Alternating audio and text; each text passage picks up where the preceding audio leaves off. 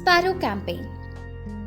One of the greatest environmental disasters known to mankind began in 1958 in China, that is, Chinese sparrows. The Sparrow campaign was intended to increase the crop yields. The government thought that the crops were being depleted because of sparrows fed on them and thus affected the economic development of China. During the Sparrow campaign, many people were mobilized and ordered to kill the sparrows, and sparrows were trapped, poisoned, and killed in large numbers. They used beating drums to scare the birds from landing, which forced them to keep flying until they died of exhaustion and dehydration. The sparrows' nests were destroyed, their eggs were broken, and the nestlings were killed.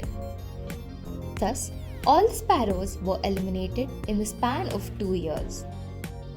The following years, it was observed that the crops were being destroyed at a faster rate and on a much greater scale because of the insect infection.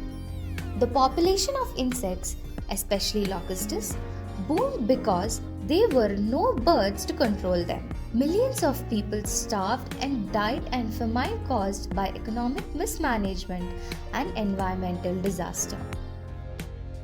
Later, some scientists examined the digestive system of dead sparrows and found that diet of sparrows had 75% of insects, 25% of grains.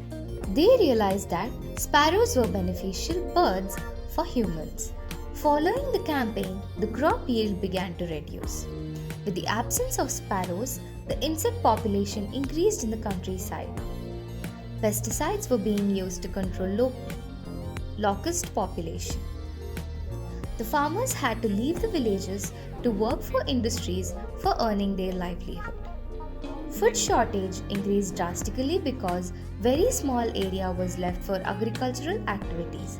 In this way, Sparrow campaign affected the ecological balance of nature.